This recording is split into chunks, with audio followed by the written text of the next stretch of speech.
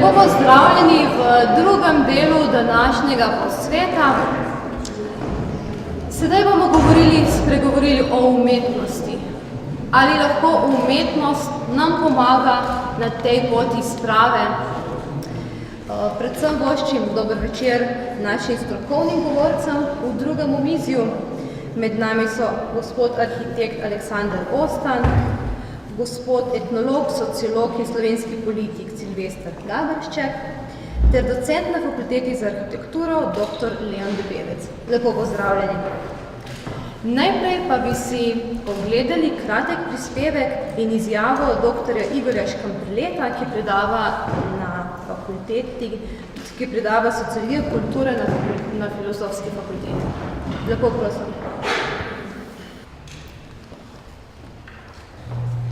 Postavitev spomenika žrtvam vseh vojn na Slovenskem je vsekakor hvalevredna pobuda. Takšen spominski kraj in takšno obeležje tudi potrebujemo. Posebno zaradi velikih tragičnih dogodkov, ki so se v zgodovini dogajali na Slovenskem. Vendar pa mislim, da stanje in razpoloženje v slovenski družbi za kaj takšnega še ni zrelo. Žal. Ker smo imeli med drugo svetovno vojno tudi nasilno revolucijo, posebej med letom 1942 in 1945, in večina žrtev, navsezadnje so žrtve revolucionarnega spopada na Slovenskem, je stvar takšnega skupnega obeležja toliko bolj občutljiva in občutena.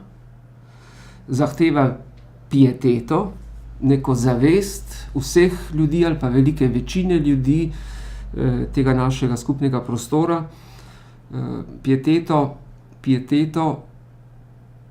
in zavest, kaj se nam je pravzaprav v zgodovini zgodilo. Dokler ena stran, če rečemo domobranska stran, ostaja v zavesti povprečnega državljana, Slovenca, stigmatizirana, pogostokrat še vedno, tudi danes označena kot za izdajalsko.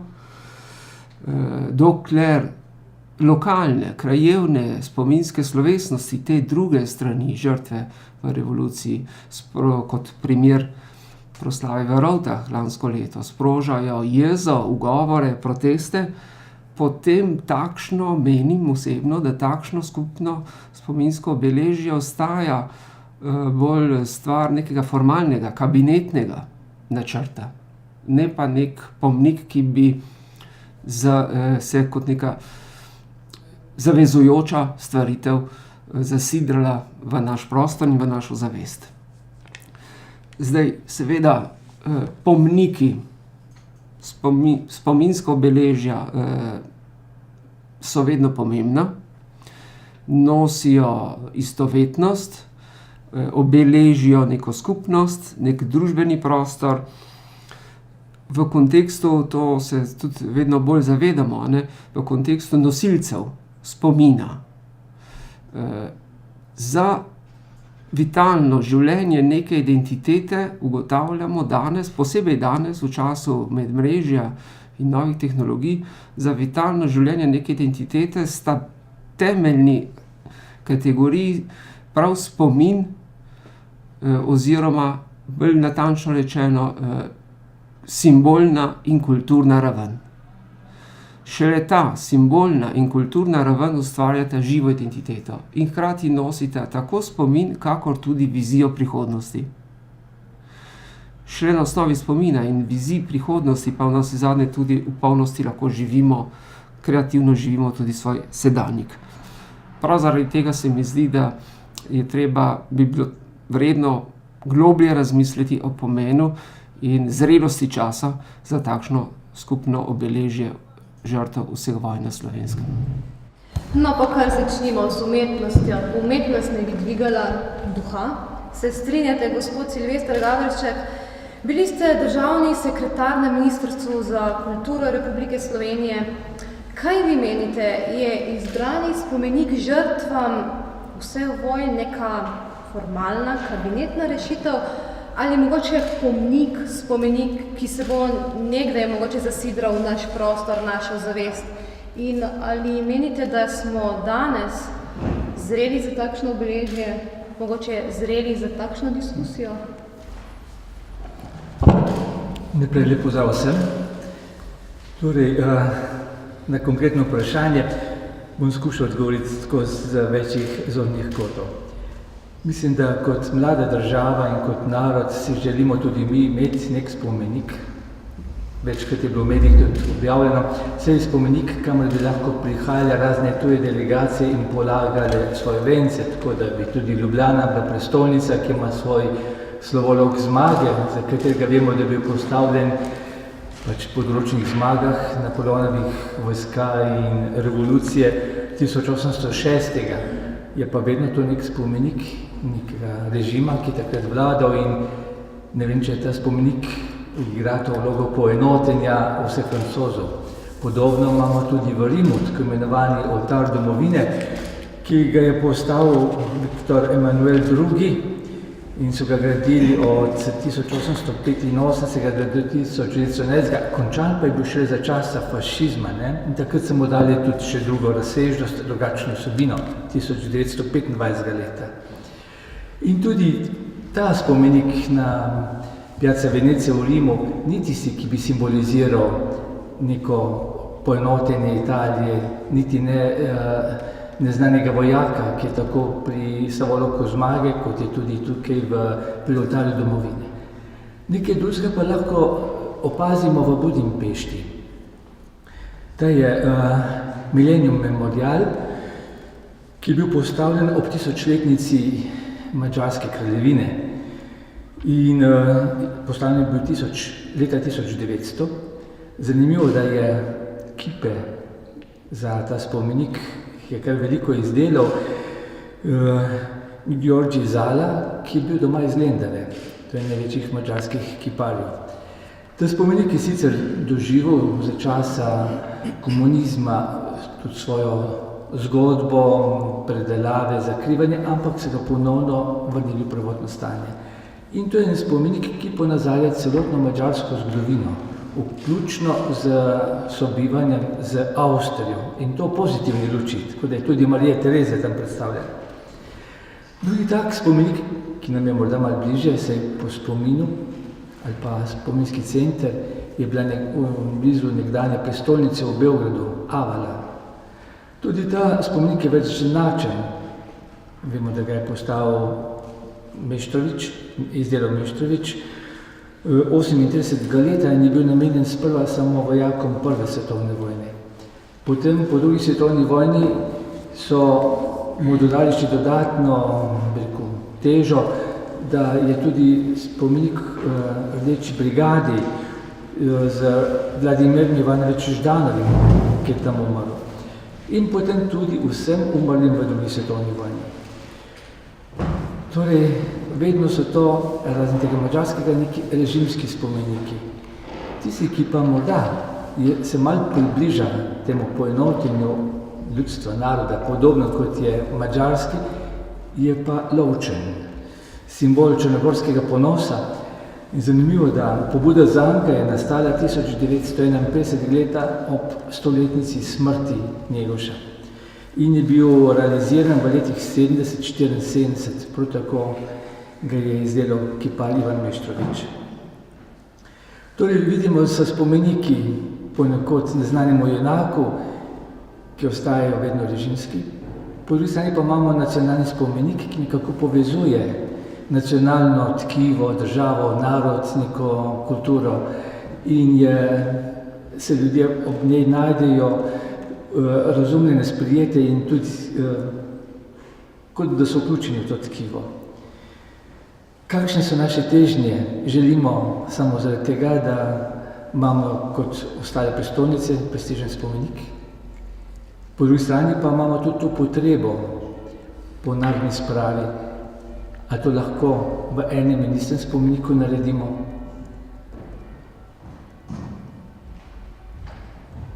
Ko je gospa Hribarjeva prebrala svoj esej iz sredine 80-ih let, je ta njena zamisel spravi dejansko zasvetila še v takratnem režimu kot zvezda repatica. In bi rekel, da ne glede na to, kako sveti, s kakšno močjo danes, po tolikih letih, mislim, da nismo še prišli do tiste štalce, do tiste točke, kjer bi lahko to postavili. Nismo še pripravljeni nekaj takega sprijeti. Sam sem veliko razmišljal, tudi iz izkušenj, ki jih imam v vseh teh letih, recimo iz področja spomeniškega varstva, kulturne dediščine, zlasti iz področja Soške fronte. Ni še preteklo dovolj časa. Kot še otrok sem opazoval delegacije, ki so prihajali ob dnevu mrtvih, z tedenskim zamikom, da bi se slučajno ne srečali med seboj nekoč sprte strani.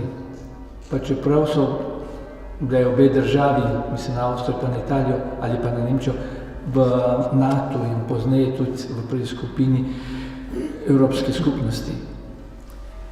Še na sredini 90-ih let se je uspelo napraviti ta korak, da sta veleposlanika ene, druge in tretje države, da so šli skupaj na eno pokopališče, potem na drugo, ali da so prisostvovali odkritju nekega obnovljenega spomenika iz tega časa.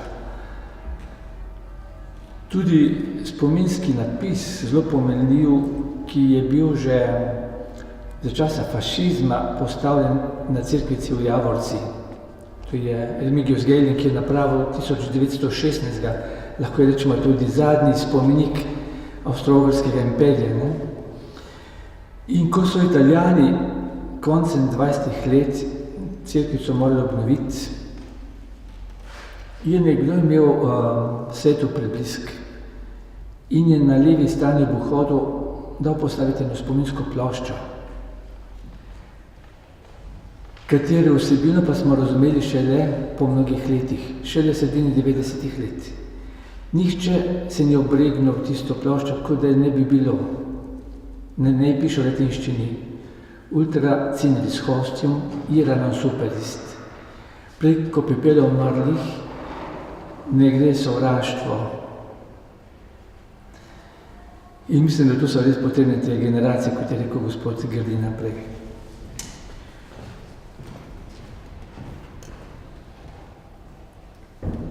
Spomnil se bom še na eno misel gospe Hribarja, ki je rekla ob koncu, ko je konkretno komentirala izbran projekt in potem tudi vse ostale. Glavno pa na izbranje, na prvi. To je spomenik današnjega časa, ki govori tem, da še nismo spravljeni in pomanj k temu ne bo pripomogel. Bo drugi spomenik naše razdvojenosti. Prvi spomenik ki to izpoveduje, je spomenik revolucije, ki ga je gospod Drago Tršar postavil na ploščad pred parlamentom 1975. leta. Z gospodom Dragom so velika prijatelja. In sem mu tudi to misel že nekajkrat rekel, sem kot Drago, samo odspod moraš spremeniti napis, pa tisto besedilo morda, ki je na tisti plošči ob strani, dati v muzej novejše zgodovine, pa potem postaviti na tisto mesto morda nekaj podobnega z navedkom Cankarja, tisti zelo znani odlomek iz Kurenta, ko se še Jezus z Joko presrečal Slovenca. Mislim, da pred spravo se moramo mi sprijazniti tudi z našo realnostjo. Razdvojenost ni stala 50 let, niti ne 70, niti ne 80, niti se ni začela pri Mahniču in pri Tavčarju, je veliko starejša. Je pač ena izmed naših lastnosti. Boste presenečeni, ko vam bom povedal, da ob že sami naselitvi Slovencov na sedanje etnično ozemlje je bila to ena od prepoznavnih lastnosti. Furlanski zgodovinar Pavel Djakon v svojem delu Historia Langobardorum poroča o bitki, ki se je odvijala v Broksasu v Nadiški dolini, to je Brišče današnje, blizu Špjetra, bilo je 670. leta, ko je 10-krat večja množica vojakov, slovenska vojska 10-krat večja od langobardske, izgubila bitko. In komentar tega zgodovinarja Pavla Diakona je, zato ker so bili sproti med seboj. Torej, sprejeti to našo hibo, ki je pač del naše genske zasnove, posledica zgodovine, zemljepisne podobe naše dežele, domovine, toliko dolin, toliko majhnih kultur, zaključenih kulturnih enot ali krogov, bi rekli sociologi. Ampak mislim, da če smo že tako poznani v tujini kot strašni individualisti, ker se hočemo vsak uveljaviti na račun drugega, imamo tudi drugo lastnost, ki je premalkrat znamo uporabiti tudi na sociološkem, na družbenem področju. Zakaj ne bi peli več glasno, ki je toliko lepše? Ob cantus firmus gre zraven še kontrapunkt in to je vrhunska umetnina. Ob tem sprejemanju tudi naših hib, naše slabosti, bom navedel delček zgodbe Beethovna. Vemo, da Ludwig Beethoven je sredi svojega plodnega ustvarjanja začel izgubljati sluh. In za komponista ni hujšega poraza kot to, da ne sliši več glasbe. In potem, ko se je že pred cesarjem osmešil, ko je dirigiral, šel v zrak, namreč orkester je že končal igrati izvajanje po notah, je sledilo temu, da je izgubil službo, izgubil ugled. Po glavi se mu je vrtelo vse sorte, tudi samomor. Vendar v sebi je še čutil muzo, genij ustvarjalnosti glasbe. Niso mu več pomagale razne trombe, s katerimi je skušal na klavirju ujeti kakšen ton, da bi ga še slišal. Je popolnoma gluh. In se odločil, ustvaril bom za druge. In iz te bolečine, iz te sprejete bolečine, pa fiaska, poloma, je potem nastala 9. simfonija, Zodo radosti, ki je danes evropska himna. To je bila tudi prva simfonija z glasbenim, vokalnim vložkom.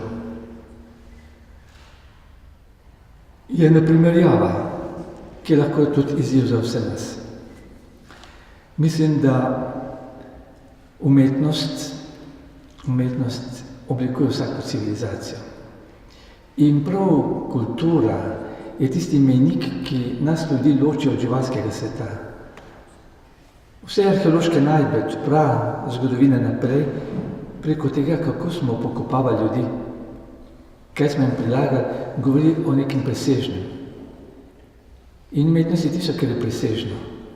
Torej v tem smislu lahko umetnost pripomore k temu, da presežemo današnje stanje, ki traja že toliko desetletja. Vedno me gane, ko vidimo živo Michelangelovo peta. Videl sem je velikokrat. In ne glede na to, kdo je zraven veren, neveren, drugače veren, vsakemu ta kip nekaj sporoči, umiri, ga naredi bolj človeka. In to je poslanstvo umetnosti. Narediti nas bolj ljudi. Brez umetnosti bi bilo naše življenje dosti bolj trdo, ne bi bilo sprejemljivo. In zato ne smemo izgubiti upanja. Tudi Dostojevski v Idiotu pravi, bom hitro končal, da lepota bolj širi svet. In v tem moramo ustrajati. Nekaj pa, kar nas bo poenotilo. A je to lik matere, a je to nekaj takega bolj preprostega, ampak nekaj, kar je skupnega vsem.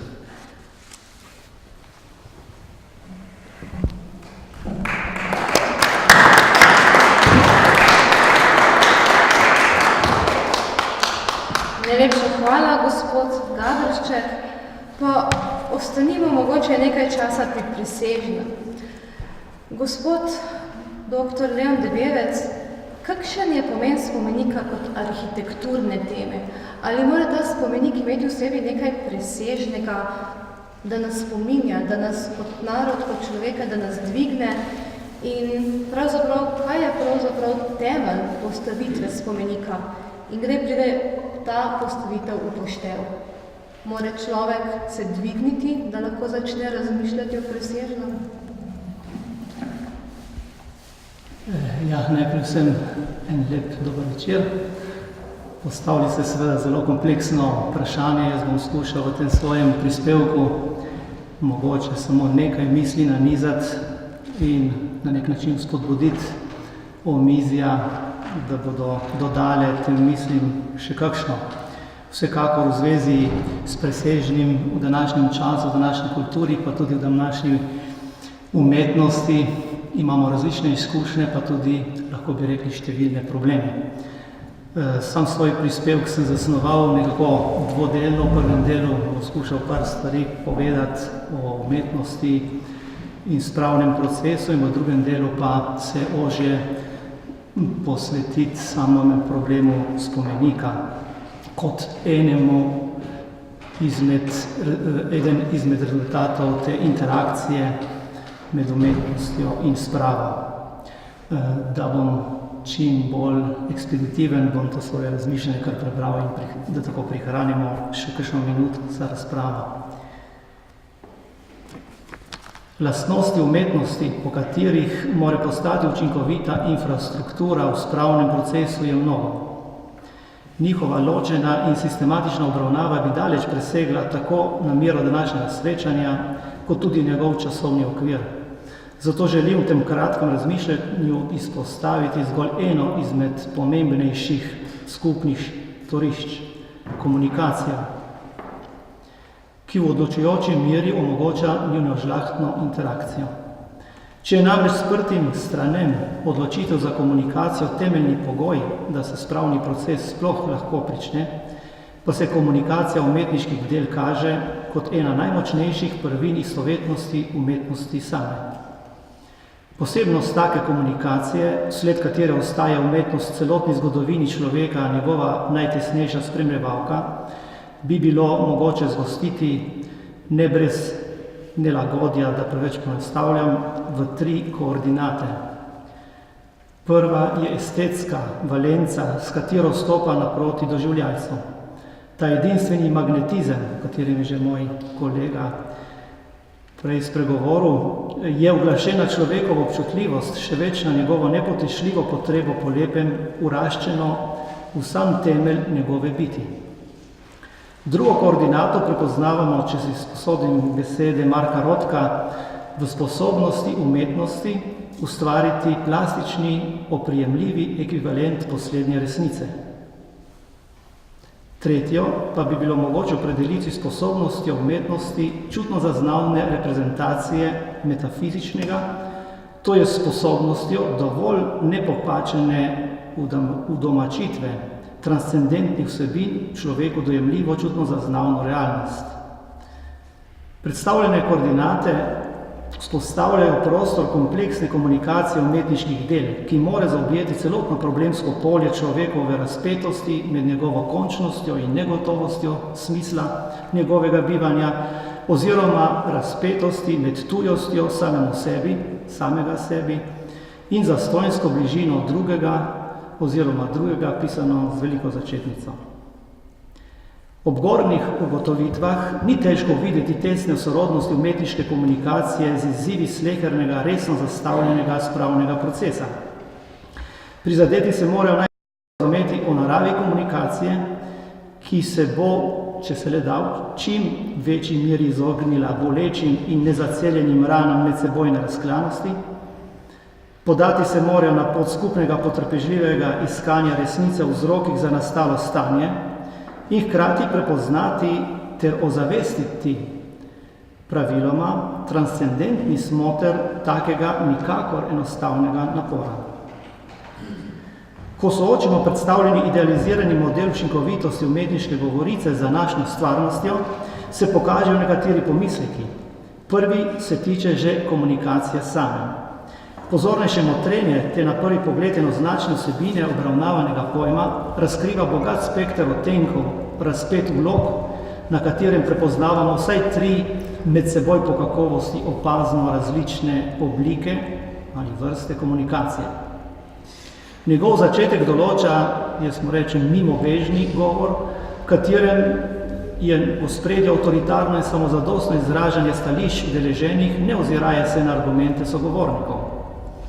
Njemu nasproti stoji v izteku loka dialog, kultura pogovora, v katerem je več poslušanja kot govorjenja. Kot pravi tisti pregovor, da ima človek 2 ušes in 1 usta, torej bistveno več poslušanja kot govorjenja. Manj glupega vztrajanja pri svojem in več pozornega iskanja drobcev, ki povezujejo v govoru drugega. Temelj loka pa pripada, po mojem, kontemplaciji, značilni po molku in zrenju, najpogosteje pridržana človekovemu odnosu z njega presegajočo realnostjo. Kje na kakovostnem loku komunikacije se danes nahaja govorica o umetnosti? Poljski filozof Tatarkijevič je že sredi 70. let prejšnjega stoletja v značilni zgoščeni predstavitvi razvoja pojma umetnosti izpostavil nasprotovanje kot glavno potezo takratne umetnostne avantgarde in menim, da danes ni dosti drugače. Dolgem seznamu nasprotovanj pritegne v zvezi z obravnavano temo našo pozornost predvsem nasprotovanje estetiki, ker naj bi posploševala izvirnost in enkratnost posameznih izkustev, iz katerih se rojevajo zanjo nesprejemljive dogme. Nasprotovanje obliki, ker naj bi bila svojevrstna okamenitev, fosilizacija ustvarjanja, razumljenega kot nepretrganega procesa. Nasprotovanje družbeni obravnavi umetnosti, zaradi katere naj bi umetnost prenehala biti osebna zadeva, izraz intimnega dialoga ustvarjalca z vesoljstvom in nenazadnje nasprotovanje občinstvu kot ciljni publiki umetnosti, ker naj bi le-ta bila nepotrebna. Iz povedanega je mogoče zaključiti, da se umetnost sama odreka sleherni zavezanosti k navezovanju kakršnega koli odnosa z morebitnim doživljalcem. Umetniško delo, najizraziteje se to kaže v kiparstvu in slikarstvu, mislim pa, da tudi v arhitekturi lahko odkrijemo podobne želje, postaja vse bolj neulovljiva stvarnost, izmikajoča se doživljalcu svoji performativnosti in procesualnosti, ter od njegovih čudno zaznavnih možnosti dodatno preplastena z debelo opno najrazličnejših diskurzov. Podobno je že z omenjeno sposobnostjo umetnosti čudno zaznavne reprezentacije metafizičnega. Za umetnost, saj tako se zdi, tematiziranje transcendence ni več izziv, saj vse pogosteje razglaša duetu s kuratorjem oziroma diskurzorjem za transcendenco, kar umetniško delo samo, kot od doživljajca terja, kot pravi Šafiro, citiram, iskreno ponižno podreditev duhovnemu objektu, izkustvo, ki ni dano avtomatično, ampak zahteva pripravo in čistost duha. Konec citata. Torej držo, ki je značilna za kontemplacijo. Vsebinskem popritvanju 2 koordinat umetniške govorice sledi tudi njena sposobnost čutno zaznavne artikulacije resnice. Z odpovedjo dialoške povezanosti umetnosti s stvarnosti, katere del je postajalo tudi tematiziranje resnice čedalje bolj zaprto v umetnikovo samoizpraševanje, umetniška dela pa izraz njegove katarzične razgaljenosti. Na podlagi povedanega moramo zaključiti, da je sodobna umetnost samoredukcijo pomenskega bogatstva koordinat njene komunikabilnosti domala usodno zožala možnost učinkovite interakcije s prizadevanji ne samo spravnega procesa kot takega, temveč tudi drugih procesov, ki so pogojeni s širokim konsenzom skupnosti, katere del so. No in še nekaj misli v zvezi s spomenikom. Med številnimi sadovi, ki jih more pobuditi uvodoma predstavljena žlahtna interakcija umetnosti in spravnega procesa, je tudi spomenik.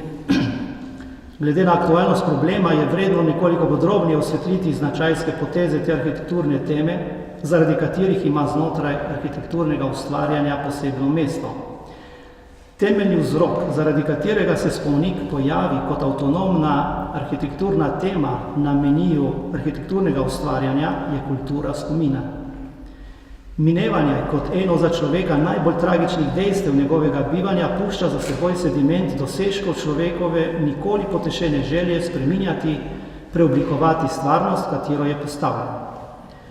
Kultura spomina, ki človeka spremlja že od trenutka njegovega samozavedanja, ta sediment ni nikoli obravnavala kot motnjo, kot nekakšen komunalni mulj, ki zožuje pretok po cevi njegovega bivanja, temveč dragoceno plast njegove istovetnosti, kateri prepoznava dejanja, dogodke in dosežke brezčasne veljave.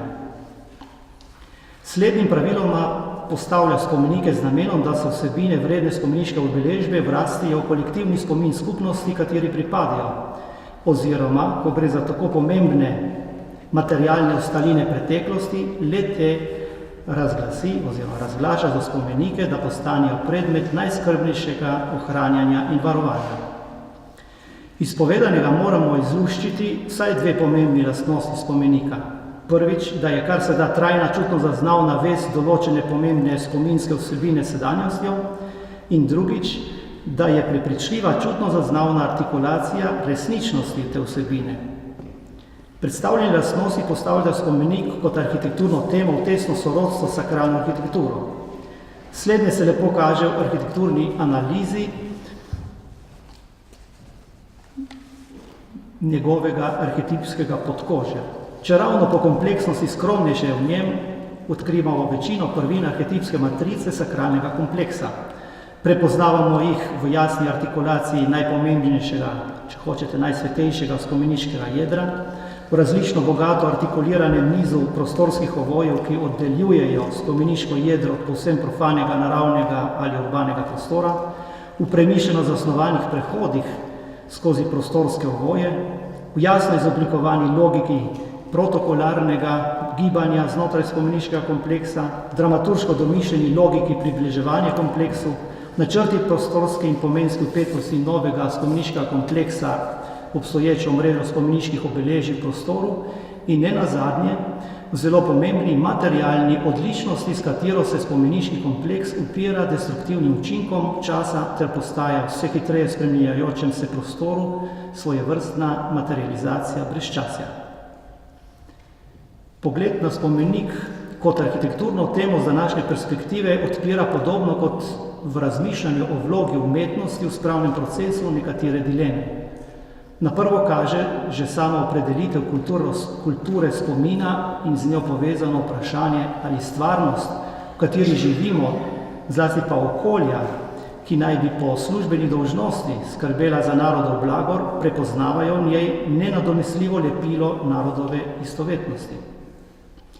Zdi se, da zadnja desetletja kulturo spomina vse najuspešnejše prerašča kultura pozabe, kultura demence, če hočete, strnjena v groteskno lahkotni srednješolski žargonski sintagmi who cares. Kultura zgolj zato, ker ni samo nikla rastlina v vrtu, ki bi nas spominjala, da smo bili nekoč izgnani iz raja, temveč skrbno gojen implantant, transcendenco profita zagledanega porabniškega stroja, ustvarjenega za generiranje fascinacije navidezno novega. Ob tej sistemski laži se tako odpira vprašanje, koliko prostora je sploh še ostalo za resnico, ki jo more kultura spomina odkrivati pod strohnelimi plastmi diskurzov in nabuhlih hval in je hkrati ključnega pomena za polnokrvnost spomenika kot nekakšne okamenele vesti, okolju in skupnosti, ki ga je postavila. Ta posebna funkcija spomenika zaostruje končno tudi problem logike njegove arhitekturne interpretacije, saj je poleg številnih drugih pogojev praviloma odraz razmerja med naročnikom oziroma uporabnikom in avtorjevo suvereno ustvarjalnostjo. To, kar je potrebno poudariti in izhaja iz predstavljene narave spomenika, je preprosto dejstvo, da snovanje spomenika ne more biti prepuščeno zgolj suvereni, pa četudi po kakovosti vrhunski kreativnosti samega ustvarjalca. Tehten razlog za navedeno stališče ponuja že sama definicija umetnosti. Že citirani filozof Tatarkijevič nam po izčrpnem pregledu razvoja pojma umetnosti vsled za naš čas značilne totalne relativizacije vrednot ponuja po logiki najmanjšega skupnega imenovalca naslednjo opredelitev umetnosti.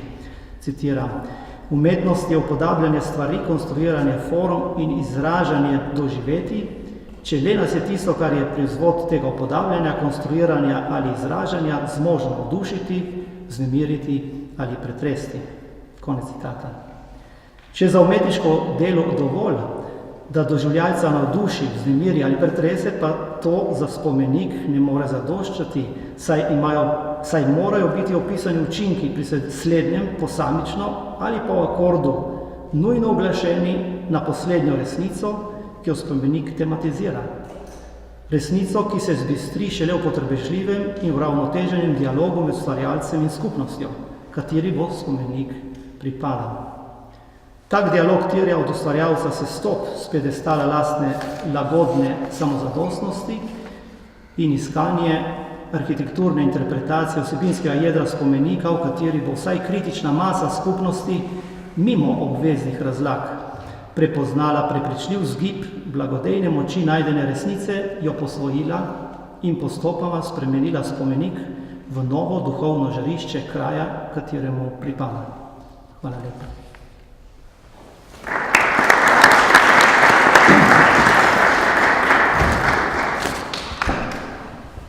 Najlepša hvala, gospod Vevec, za to izčrpno poročilo. Gospod Aleksander Ostan, kako mogoče odgovarjate na to, da je spomenik v tem trenutku Potemkinova vas, ki bi prikrila, kar ni urejeno? Bili ste predsednik komisije, ki je ocenjevala ta spomenik, in ali mogoče začutite ob tem neko spominsko kulturo, spominsko spravo v tem spomeniku in mogoče tudi kakšen primer v Sloveniji, kjer bi bil primer takega obeležja, ki vas mogoče spominja na to, daje možnost diskusije, spominjanja in sprave med sprtimi stranemi. Ja, to je kar nekaj vprašanj hkrati. V osnovi se dotikamo vsaj dveh plati, recimo ene zgodbe pri današnji oziroma večerni diskusiji. Sicer po eni strani splošnega problema sprave, ki se tiče enega naroda, ki je ena globoka travma in bolečina, ima svoj historiat, s katero, torej s to bolečino in s to travmo se soočamo vsi, vsak na svoji ravni, na svoj način. In mislim, da tega problema, to korenitega in to po svoje tudi globokega, ni mogoče rešiti seveda z enim spomenikom, z 10 spomeniki, z 100 spomeniki, ampak ga je treba reševati na mnogih ravneh. In spomenik je zgolj eden od simptomov, ena od nas simbolnih, recimo, gest, ki lahko v tem mozaiku procesa, ker mislim, da je ključno, da to poudarimo, da je to proces, ki se dogaja in ki teče in pri katerem smo vsi soudeleženi in kjer ne smemo pustiti, da zgolj politika ali pač kdorkoli iz stališča moči ali pa nekih vzvodov odloča o tem, kako se bomo mi odločali, kako bomo živeli, to da vsi doprinesemo pri tem procesu po naših najboljših močeh. Ali zdaj, če rečem spet metaforično, tako kot se je prej gospod Škof izrazil, znotraj mrežne demokracije ali na načine, ki jih izbira umetnost, o kateri smo zdaj poslušali, torej morda najglobji izraz, ki se najbolj lahko približa resničnosti, resnici, veliki ideji, božjemu, kakorkoli, torej transcendenci na nek način in je hkrati istočasno opet tudi v imanenci. Se mi zdi, da ta lokacija recimo to v sebi nosi izrazito. Jaz imam pa tudi nekaj slik in bom morda se sprehodil malo skozi realnost, skozi podobe, da vas tudi kot arhitekt povabim na ta način v prostor, ne pa samo z besedami. Tako da mislim, da spomenikov imamo nekaj, zdaj vsaj iz tega recentnega časa, teh 20 let, vemo, da imamo teharje, ki so rezultat natečaja, kjer je gospod Mušic to stvar realiziral, pa mislim, da tudi še ni povsem končano. Imamo Kočevski rok, kjer je tudi po svoje se zgodil paradoks, da je spomenik na lokaciji, kjer se nam se zadnje izkazalo, da Slovence sploh ni.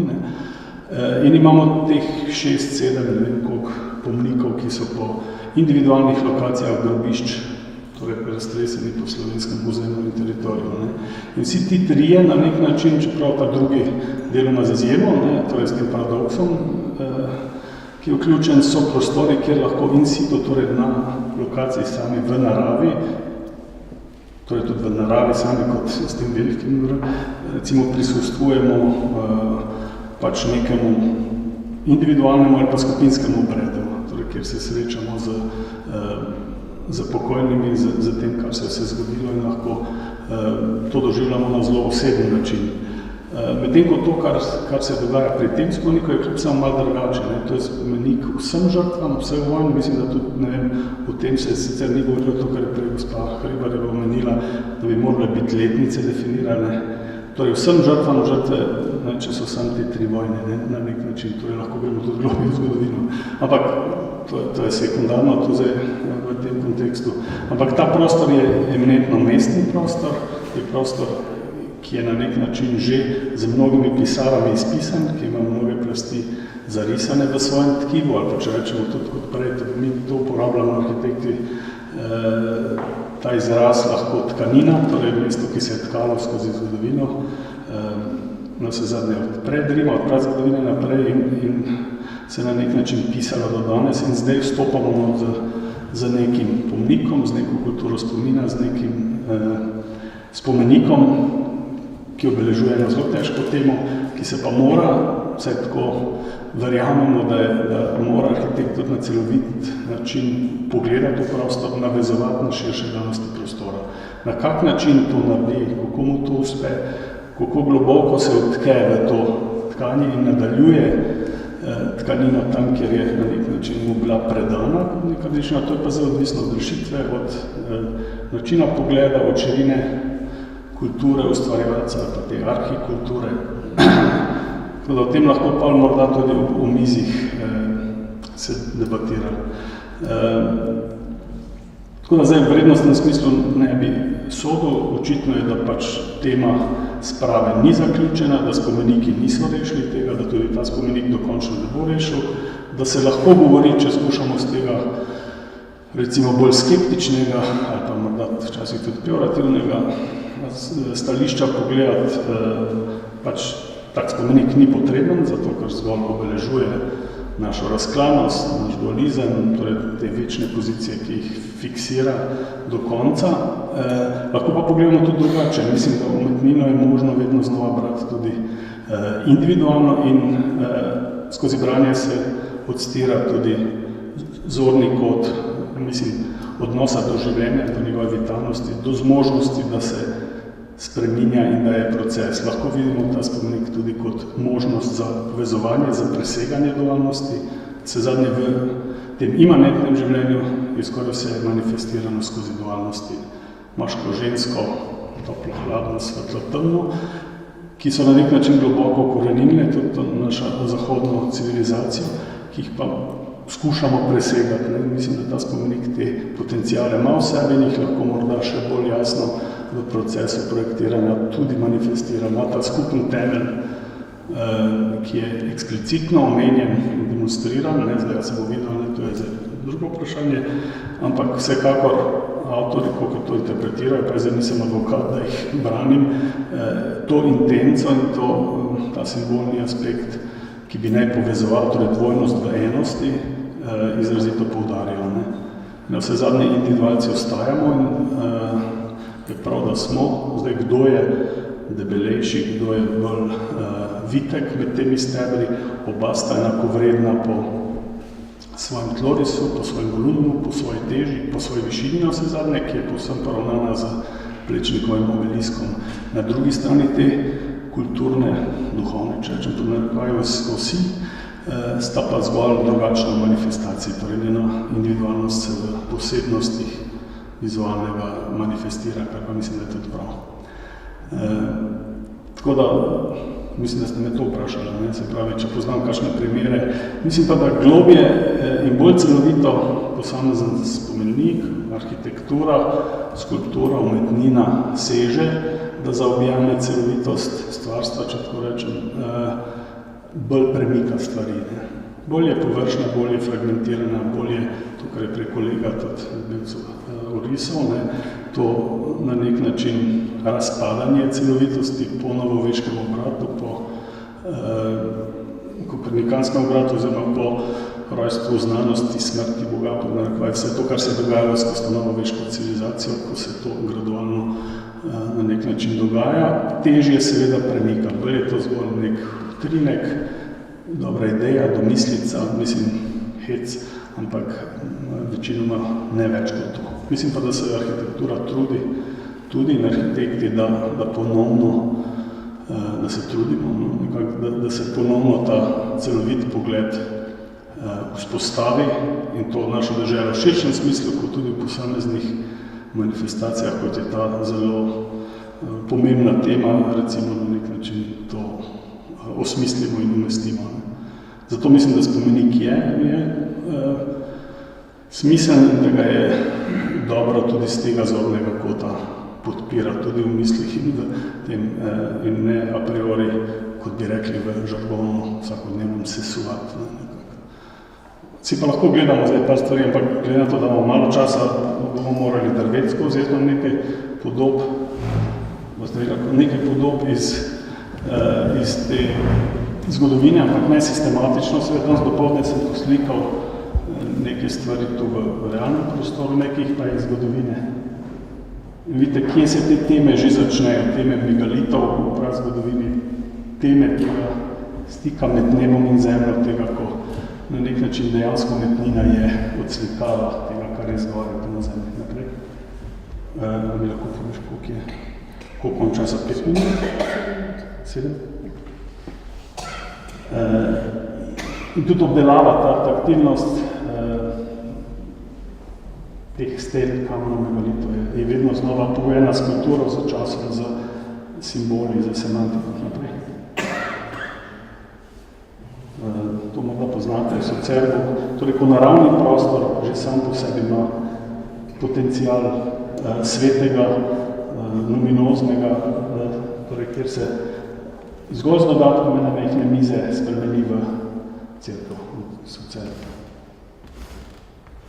Obelisk, ki ga je gospa Hribarjeva zagovarjala, gotovo v zgodovini pač igrajo pomembno vlogo, ne bomo zdaj detaljne, ampak mislim, da pa tu govoriti o tem, da je to edini možno odgovor za ta spomenik, je dejansko en prejudic, ena subjektivna sodba na sezadnje, ki ne zdrži tu neke strokovne presoje.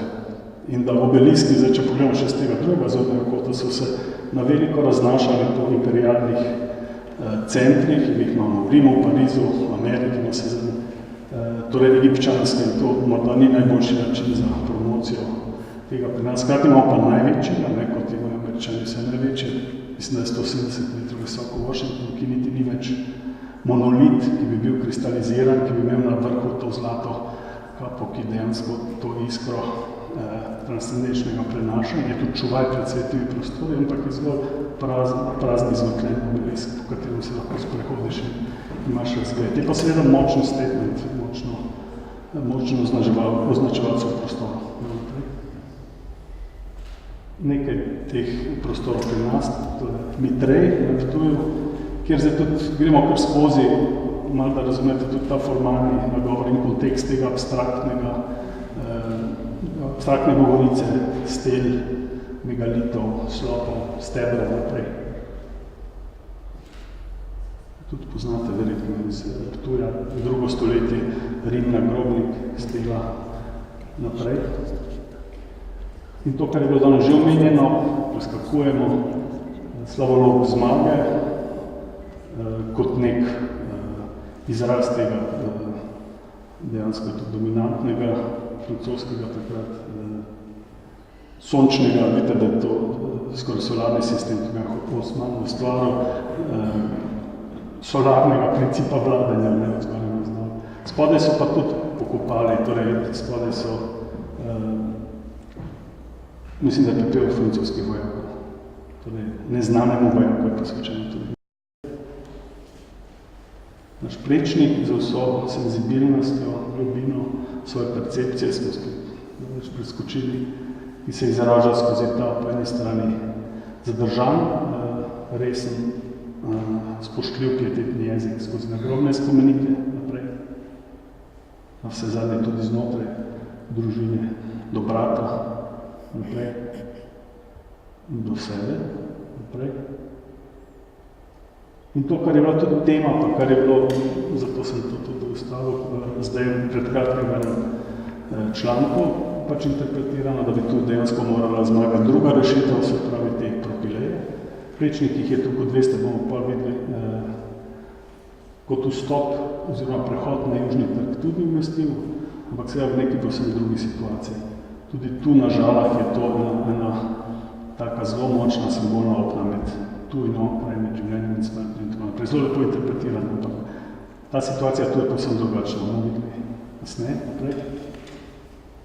Še nekaj na kratko sodobnih, da vidite, kako se ta jezik arhitekture in skulpture izraža.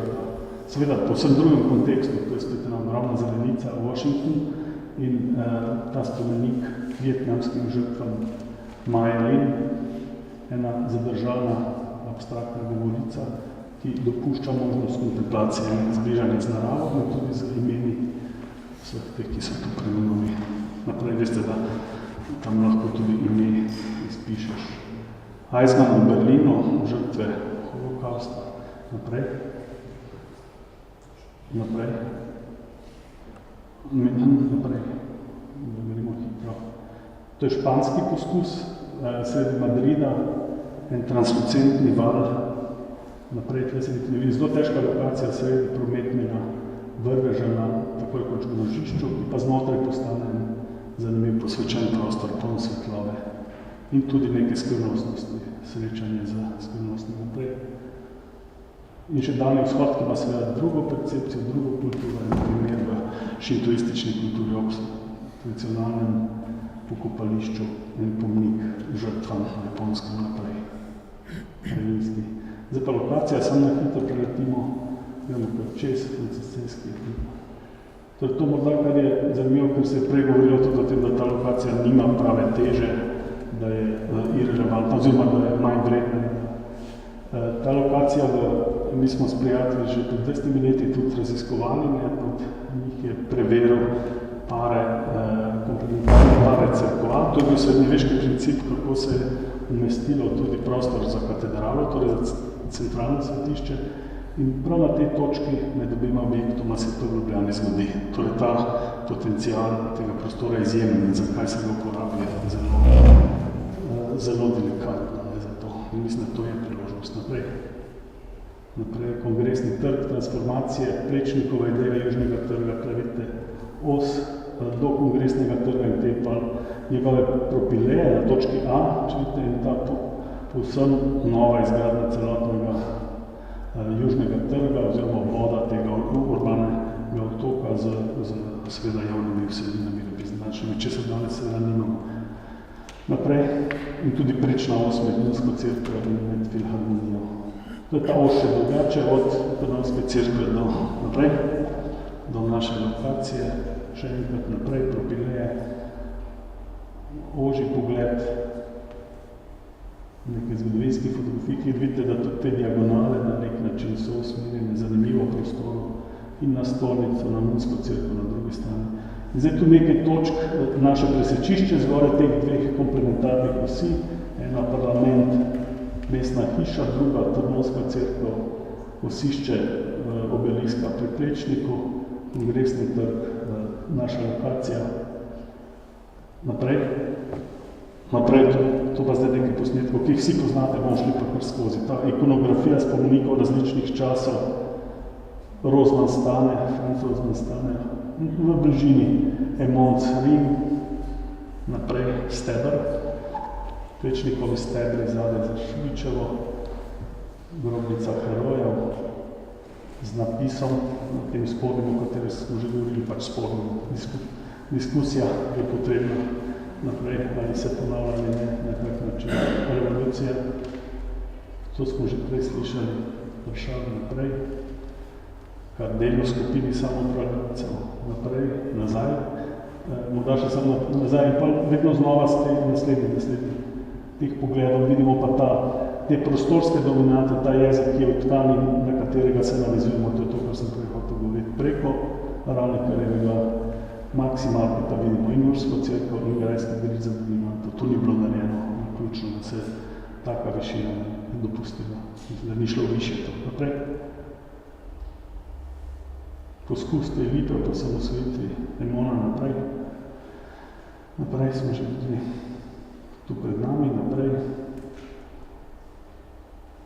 Ti pogledi, ki se odpirajo onkraj, ki so po eni strani izjemni, podvedute, kar tudi prvo nagradi uokvirjajo za svojim dvojcem teh sten naprej. Ampak se imamo na drugi strani tudi naprej relativno kaotične vedute naprej. Evo os proti Munski cerkvi naprej. In neposredna bližina, kjer vidimo recimo to fasado Kazine, ki je zelo kvalitetna in bi bilo zelo škoda z plombo, ki jo nekateri zagovarjajo, tudi da bi italijansko moral biti objekt zapret. Ona ni stranska fasada, ni požarno naprej. Do takih absurdov in takih skrajno problematičnih stvari, da bomo v neposredni bližini naše lokacije. Mislim, da se to tudi mora urediti naprej. Torej, to je že stvar dobrega okusa, da se to ne dopušča. Skozi drevesa na drugi strani vidimo to Evropo, simbol današnjega, kakšno relacijo imamo mi naprej. Torej, Evropa, ki je potencial. Naprej, naprej, naprej. In pa deplasirani naprej. Grad, ki je povsod vidnih, naprej. Naprej. Sem da prijemo še naprej. Še naprej, da prijemo do obeliska, pa lahko končamo. To je ta druga stran, ta vis-a-vis. Torej, na drugo stran je sta umeščena, torej ena od teh dveh stel, torej neposredno v dialogu naprej.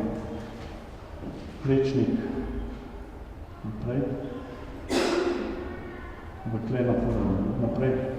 Zdaj, če pogledamo še to razmer, kot sem prej že omenjal, torej obelisk, Napoleon, vladar, osrednji, skoraj falični simbol in štirje manjši konfini okoli, Gregorčič pa komplementarno, posebno nasprotno naprej. Pesnik, štirje stebri in v nebo odprta intuicija in inspiracija. Torej polno prazno se, posebno komplementarno dopolnilo naprej. In to je tudi govorica, treba je za vsako temo in za vsak kontekst najti ta pravi izraz. In še zdaj nazaj, še Cojsto mimo naše fakultete, kjer se tudi spomenik definira prelome vsi horizontalno, vertikalno. In seveda je spet ena arhetipska oblika, to kot piramida, posvečena imenu tega velikega mecena naprej, slovenske umetnosti. Zadaj pa še Vignola, torej Plečnikova interpretacija proti Jakobu. Zdaj, tu so pa še samo natečajni projekti, zdaj jih imamo zadaj, torej o tem lahko debatiramo, da se sem sprehodimo do zadnjega, torej gremo od 6. do zmagovalnega, tle vidite vse, kar je bilo zelo raznoliko nagrajeno, ta je imel tudi notranji prostor in je zato bil po svoje zanimiv. Ta je bil zanimiv zaradi tudi simbolne govorice in interpretacije, da se med dvema ploščama sprehodimo in doživimo to ene vrste katarzo, da ima možnost vpogleda v globino, kjer se končuje nekje v temeljih. Njegova umestitev je bila malo sporna za nas, ta simetrija, ta na nek način zasedanje prav centralne lege, ki se nam zdi, da je v tem kontekstu pač deloma tudi zapira in preprečuje neko odpiranje tega torinega prostora. To, kar ste tudi že omenil, ta rešitev, ki je najmanj naredila dvignjena na teraso, ta prostor zgolj z enim medaljonom označa, da je to spomenik, zelo zanimiv javni prostor, torej to je to sobivanje imanence in transcendence, če tako rečemo, čez dan ta prostor lahko deluje čist kot en zelo zanimiv tržni zaliv, kjer se umakneš iz velikega in imaš krasen razgled nazaj na kongresni trg naprej, po noči je pa kot naprej. Recimo ena, ki zapolni, ampak s tako čipko, virtuozna formalno, v svojih stebre zarotira, ustvarja notranje zalive, ampak precej neprimerna za te ceremonije velike, ustvarja pa zelo zanimive sekvence prostorske. Druga, naprej, to je ta sodobna reinterpretacija propilej, in pa vidite, da strani že precej zapira in tudi ustvarja po našem mnenju premočno ločnico med trgom in med tem, kar je onkraj. In če to zadnje ne bo urejeno na to, kar mi zelo apeliramo, pa to ne bo imelo velikega smisla, ker se zadaj ustvarja en zaliv. Hkrati pa zelo monumentalno napove nekaj, kar danes zadaj na nek način ne opraviči tega pričakovanja skozi ta portal. Tu smo pa že pri prvo nagrajeni, vidite, ta zamaknjena, torej v neki dinamični sodobni kompoziciji postavljena slopa, zamik te osi, drevesa, ki se premaknejo v južni trg in ustvarjajo prvo kuliso, skrijejo deloma tudi ta kaos, v zadnjo vzvratni pogled, ki vidite navezano na to os Vegove. In ta, žal se to malo slabše vidi, ta grafika je malo občutljiva. Je pa to kljub vsemu tudi kar zelo močna, torej po svoje tudi monumentalna poteza, ki je ne vrste majhnost človeka pred temi vprašanji, pred vprašanjem življenja in smrti, pietete, mrlih, odpira za vsakega od nas. Hvala, mislim, da je to bilo to za pogovor in preveč. Najlepša hvala mojim govorcem v tem drugem omizju. Sedaj vas pa lepo vabim, da v diskusijah v omizjih nadaljujete z razpravo. Želim pa si, da bi razmišljali o vprašanju, kakšen pomen imajo pomniki in spomeniki, ki jih postavljamo v našem javnem prostoru in mogoče čemu jih postavljamo.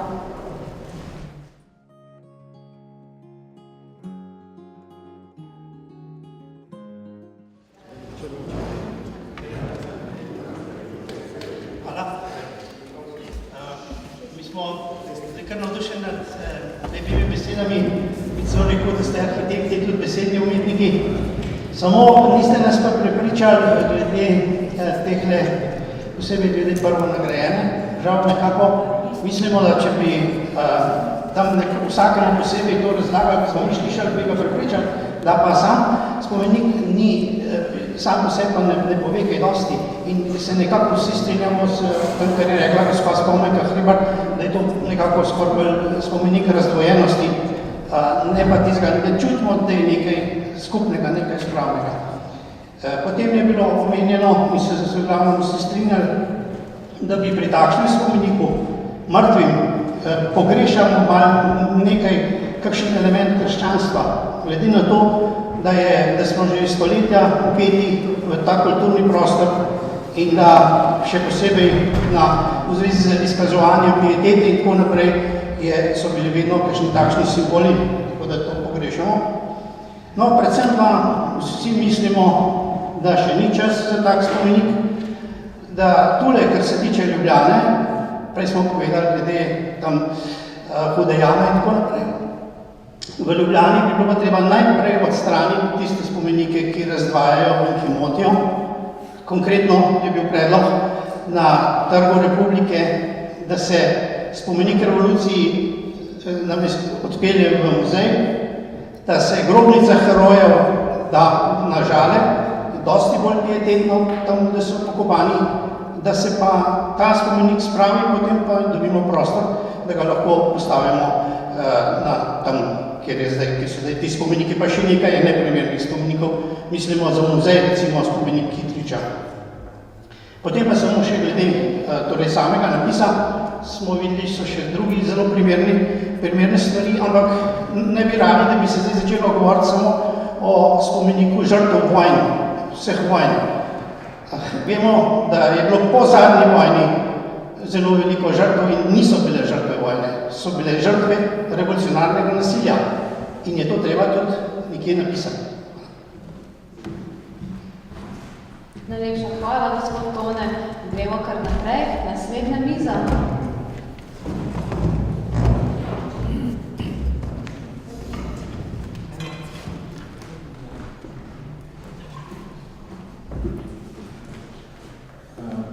Zdaj mi nismo prav posebej razpravljali o teh natečajnih rešitvah oziroma o prvo nagrajenem spomeniku, pa smo bolj nasploh pač kot je bilo rečeno, da se pogovarjamo o spomeniku, o primernosti, umestitve in tako naprej. Takole, mi smo se vsi strinjali, da čas je v vsakem primeru primeren za postavitev, na kateri smo celo mnenja, da mogoče že malo zamujamo s to zadevo, ampak v vsakem primeru se ne strinjamo, da bi čas ne bil primeren, ker če bomo čakali na 100 oziroma 1000% primernost, potem takšnega spomenika v Sloveniji nikoli ne bo. Gre konec koncev le za neke vrste spravni spomenik, ki je, kot bilo že rečeno, eden od kamenčkov v nekem mozaiku, v nekem procesu sprave. Prej sem že omenil, da imamo pač srečo, da imamo enega od avtorjev prvonagrajenega predloga v naši skupini in smo se pogovarjali pač o vsebini spomenika kot takega, ne tega, ampak kot takega, deloma tudi pač o njem samem. Tako da bi samo 3-4 stvari povedal, namreč rečeno že, da gre za percepcijo, v tem spomeniku za percepcijo sožitja, nekega para, ki sobiva. To je spomenik kot tak. Bistveno vprašanje se postavlja pri postavitvi prostora spominjanja, tega posvečenega prostora, ki se nakazuje na tem, da to postane nek nov javni prostor, kar nakazuje na to, da gre spet za nek nov začetek. Tako da nam so bile te misli všeč in jih tudi prenašamo. Seveda smo se pa potem pogovarjali tudi še o splošnih zadevah. Gospa recimo je svetlina, da je čas primeren, da spomenik pač mora imeti neko takšno vlogo, da ga prepoznaš kot spomenik, da prepoznaš njegovo vrednost, ne izključno samo po razlagah, ampak da pač že vizualno veš in tako naprej. Tako da ta razprava je tekla. Smo pa dobili tudi informacijo, da lahko se spomenik, ki je bil pač prvo nagrajen, kakršenkoli je, še obogati pač v umetniškem smislu s kakšnimi skulpturami, da ta zadeva tako še ni čisto 100% zaprta. Najlepša hvala, gospod Franci.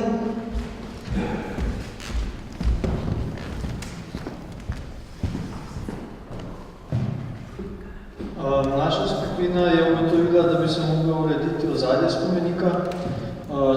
Spomenik bi moral tudi biti vsebinsko bogat, torej opozarjati na spravo. Je preveč splošen in abstrakten. Osnovno sporočilo mora biti jasno po obliki, svetlobi ali besedi. Torej vsebinska pomenljivost ali pa praktična namenjenost, na primer trg.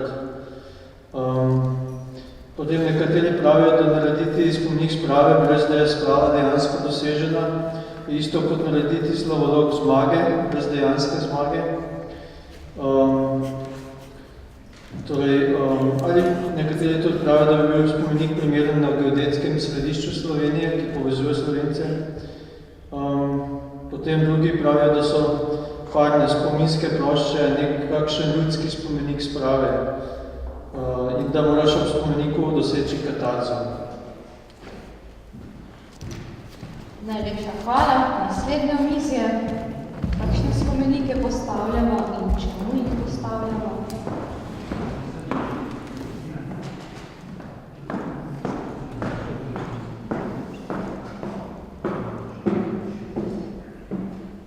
Naše omizje je pa izhajalo v začetku iz korena besede spomenik. Torej, koren besede spomenik je spomin. Spomenik kot tak mora biti pripovedni. Torej, spomeniki, ki se nas dotaknejo, spomeniki, ki so zgovorni. Pred spomeniki, ki govorijo o tragičnem času, umolknemo, ostanemo brez besed. In to je moč umetnosti, to je moč spomenika. Spomenik naj bi bil enostaven v svoji zgovornosti. Spregovoriti mora in tudi delovati na človeka.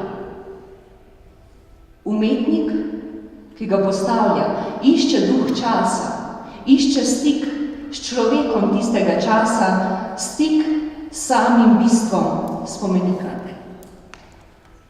In če ustrezno odgovori, bo potem človek ostal brez besed. V samem javnem prostoru je naše omizje menilo, da arhitekt ne razmišlja samo o učinku na enem mestu, ampak o samem razvoju ideje v prostorskem kontekstu. Kajti šele tako, kakor misel, ki dobi smisel šele v celotnem kontekstu, tako tudi spomenik dobi svoj pomen in veljavo na mestu, na katerem je postavljen. V samem razgovoru o spomeniku žrtvam vseh vojn se je pa tudi izrazila misel, da umetnost je korak spravi, da umetnost nudi možnost izpovedati občutja, je povezava od poslušati k slišati. In globok simbolni pomen umetnosti ustvarja prostor za razmislek, kdo je drugi, kdo je človek, kdo je sočlovek. Hvala lepa.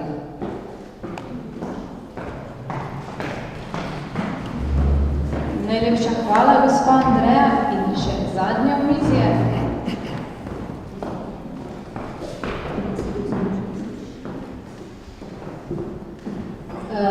Naše omizje je nekoliko okrnjeno. Ostajamo pa pri razlagi.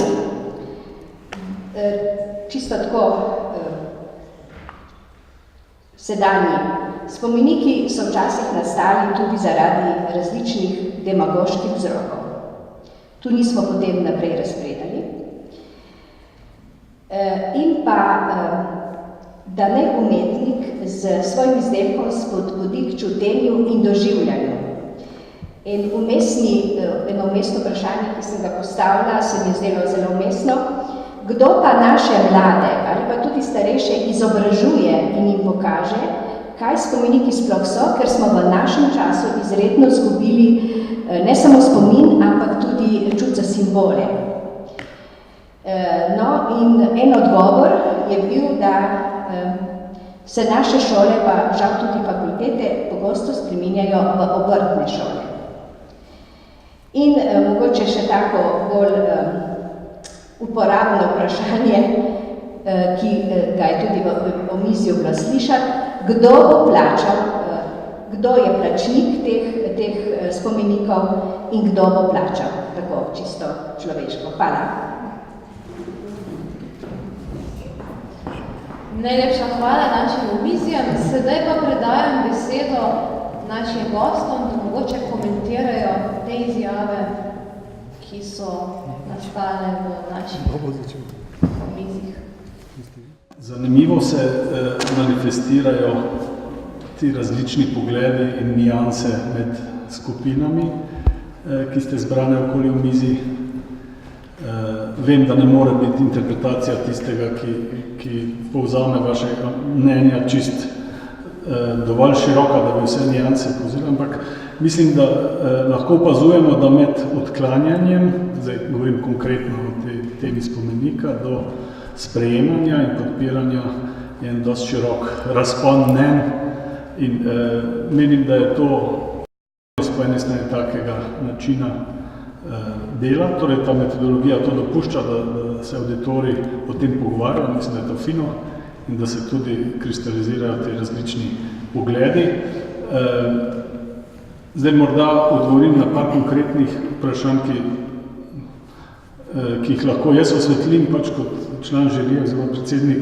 Eno, če začnemo pri prvi skupini, glede simbolov je bilo tako, da je v projektni nalogi bilo eksplicitno zapisano, da nobenih simbolov, ki se dotikajo recimo ene ali druge strani, če zdaj zelo poenostavim, ne bi uporabljali pri rešitvi, da ne bi iritirali ene ali druge strani, tako da konkretno ne zvezda, ne križ, ne. Se pravi, to je spomenik vseh Slovencev, vseh torej državljanov in tudi teh, ki so onkraj meje na vse zadnje etničnega telesa in mora biti dosti odprt v pripovedi, torej v ikonografiji, v pomenu, da se lahko vsi z njim identificirajo. Kar pa pomeni tudi, da mora imeti določeno visoko stopnjo abstraktnosti, da je lahko sprejet od mnogih. Tako da, to je bilo že del zapisane projektne naloge, o tem bi se dalo prej seveda tudi pogovarjati drugače, ampak to je bila ena taka navide salomonska rešitev za to, da se izognemo ponovni polarizaciji. Pol je bila tema na drugi strani, če preskočim ta zadnja skupina, kdo bi ne financiral. Financirali naj bi to država, ker država je dolžna to gesto narediti in spomenik postaviti. To je državni spomenik, torej najvišje ravni v središču prestolnice in zato je spomenik spomenikov na nek način. Zdelo se mi je fino tudi, da je iz skupine, kjer je soudeležen avtor, prišlo sporočilo, ki smo ga tudi mi nekako člani žirije skušali sugerirati, ampak seveda ne preveč pač tako dirigirajoč, ampak da je rešitev odprta tudi do likovnih na nek način nadgradenj. Torej, da je kot vedno od zasnove, od tistega idejnega nekak začetka oziroma iskre pa do konca, ko je treba skozi proces projektiranja, ki je večkrat zelo mukotrpen in dolgoročen, stvar obogatiti in dopolniti in videti, če mislim, da taka priložnost, kot je danes to možnost tudi ima, da se rešitev še obogati. In da s tem deloma pač tudi zadosti to, kar je bilo v parih skupinah tudi apostrofirano, se pravi, da ni toliko abstraktno, torej da dobi neko govorico, da dobi še neko sporočilo, ki ni zgolj ta Župančičev vers, lahko likovno, lahko v besedah, mislim, da je tudi to še odprto. Videli smo tudi to, kar smo gledali, torej govorica teh objektov, stel in stebrov je vedno znova na nek način skozi zgodovino bila z nečim dopolnjena. Tako da jaz mislim, da je, bom še drugim predal, zelo zanimivo v tem procesu temu prisluhniti. Sam osebno se pa seveda nagibam, tudi na sezadnje sem na to pristal in v tej vlogi v žiriji deloval, da spomenik je potreben oziroma da bi lahko bil tudi na sezadnje že prej, da pa čas nikoli dejansko ni. Torej, nima smisla čakati, da se to dejansko lahko zgodi, to, kar je bilo že rečeno, da nikoli ne bomo imeli absolutnega konsenza, sprave, na to ne moramo čakati. Bolj verjamem to, da lahko pomaga, da se ta proces torej na nek način približevanja spodbudi in pospeši. Kot ste videli, smo bili tudi mi ena skupina. Potem, ko ste se vi pogovarjali, smo se malo izmenjali ideje, nekatere so zelo podobne vašim ugotovitvam, ampak mislim, da je to eden izmed spomenikov, ki dejansko lahko pripomore pot k temu, da bomo prišli k spravi. Vemo, da je bilo že kar nekaj spomenikov postavljenih, recimo ti, ki so tukaj, ti predlogi, recimo, jaz osebno čutim eno pomanjkanje nekega povabila koraka naprej. Jaz sem priznanje tega, da smo pač tle Kain in Abel, ampak manjka ena lučka naprej. Nekaj vstajenskega, nekaj, kar nas res premakne iz te godle, ker ni dovolj to. Sicer imamo tudi v zvezi z drugo svetovno vojno in po njej dva spomenika, ki so lahko zelo transcendentna, saj po zamislih en tak je Tehar je, gospoda Mušiča, ki pa čutimo, da nas ne potiši, nas ne umiri, nam še ne da tistega, kar smo pričakovali. Podobno se je tudi zgodilo z spravnim mozaikom Marka Rupnika v Kočevskem Rogu.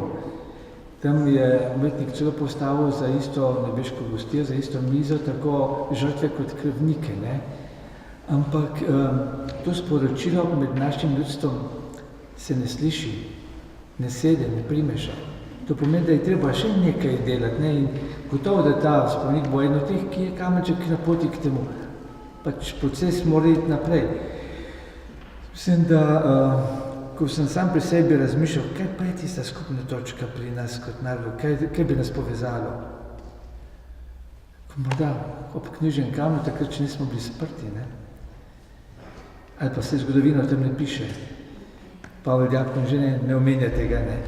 Ampak morda, ne vem, ena taka širina, kot je premore materinska ljubezen, ki sprejme vse. Mati, ki je rodila enega in drugega. Še mi na misel tudi prvi stavek iz drugega Brežinskega spomenika. Če bi naš det ne se grešil, ne? Mi smo tako dediči teh grehov naših prednikov. To je, hoče sam reči, da ne moramo čakati, da bo jim spomenik pripeljal do narodne sprave. Moramo pa vsi delati pri tem. In na nek način bi se morali tudi politiki zavedati, da usmerjajo svoje javne nastope, svoje pristaše, priložnice v sodelovanju v tem smislu, da iščemo skupno rešitev, da skupaj pridemo na nek cilj. Ne da formalno, recimo večkrat deklarativno si želimo sprave, odzadaj pa se gremo hujskanje. In zlasti mediji imajo pri tem zelo pomembno vlogo, na katero stran se postavijo. Ali bojo sporočali tisto, kar gradi, ali tisto, kar nas deli. Najlepša hvala. Ja. Mogoče s nami misel, sam sem že takrat, ko sem sprejel to svojo obvezo, povedal spet, da ne bom se izjasnjeval okrog natečajnih rešitev, preprosto zato, da ne bi tukaj kot arhitekt izpadel kot general po bitki, saj bi tudi sam se lahko pač udeležil natečaja in kot arhitekt izmeril svojo idejo z drugimi. Mogoče bi tukaj samo še en komentar v teh razmišljanjih, pa zlasti v predstavitvah teh natečajnih rešitvah sem nekako zasledil dve želji, ki sta bili izraženi, torej po eni strani v mestnem prostoru vzpostaviti nek sakralni prostor, katerega jedro bi bil ta spomenik, po drugi strani se je govorilo o vrednostih razširitve javnega prostora. Zdaj, tukaj se mi zdi, da le je nekako se treba odločiti, kaj ima pri konkretnem reševanju konkretnega problema prednost, ker iz zgodovine vemo, da sakralni kompleksi so bili vedno zelo jasno ločeni iz javnega prostora. Torej, znotraj sakralnih kompleksov so veljali neki drugačni standardi in torej popolnoma javen prostor in hkrati sakralen prostor se mi zdi, da je podobno želji sedeti na dveh stolih hkrati. Mislim, da se je preprosto treba odločiti, katera funkcija tega prostora je v sklopu trenutne rešitve, trenutnega problema pomembnejša. Hvala.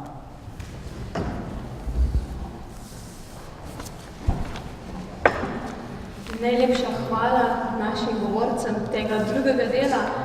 Želim si, verjetno kot vsi vi, da nas umetnost dvigne in nam pomaga na tej poti sprave. In kot vemo, sprava je proces. Ne vem, ali nas čaka veliko dela, še veliko teh razprav. Želim si, da bi, če bodo vse spravne in plodne in naj nam umetnost pomaga, da bomo pogledali više, kot ste rekli, transcendentno in iz okvirja. Konec koncev smo samo ljudje, imamo eno življenje in živimo ga polno, poskrbimo, da bo lepo nam, vsem, ki nas obkrožajo. Saj veste, kdor ljubi sebe, zna ljubiti drugega. Hvala. Pa predaj, če besedo Marjetu.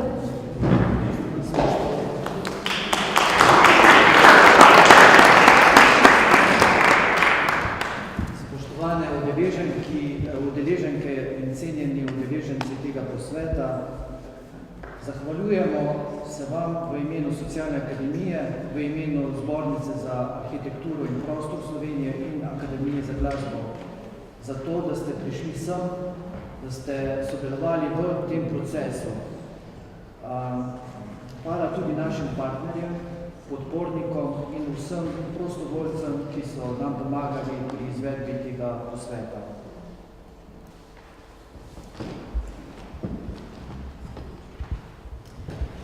In naj za konec našo razpravo zaključimo z mislimi. Razprava je pokazala, da je v naši domovini problem zgodovinskih ran in preteklih ideoloških razhajanj še vedno pereč. Želimo si, da bi in tudi pokazali, da je tudi v strpnem dialogu možnost odkriti skupne vrednote kot so pravičnost, medsebojno spoštovanje, sodelovanje, složnost in spoštovanje dostojanstva vsakega človeka. Vrednote miru, sprave in odpuščanja pa lahko omogočijo skupno vsem nam boljšo sedanjost in tudi prihodnost. Pri tem je pomembna tudi vloga umetnosti, katere poglobljen simbolni svet ohranja spomin in tudi opomin na trpljenje na vseh stranih. Odgovornost vseh nas je, da se ohrani spomin za življenje v razumevanju, zaupanju in predvsem v duhu medsebojnega spoštovanja. S tem smo zaključili uradni del tega posveta. Sprava je proces, kot smo tokrat večkrat poudarili, in v tem duhu vas vabimo, da svoje mnenje podate pred kamero ali nam ga zaupate v pisni obliki. Naše dejavnosti Socialne akademije lahko spremljate tudi preko Facebooka, in sicer pod naslovom Spominjanje in sprava. Želimo vam lep spomin in sladko spravo. Sedaj pa odpiramo neformalni del druženja. Srečno! Hvala.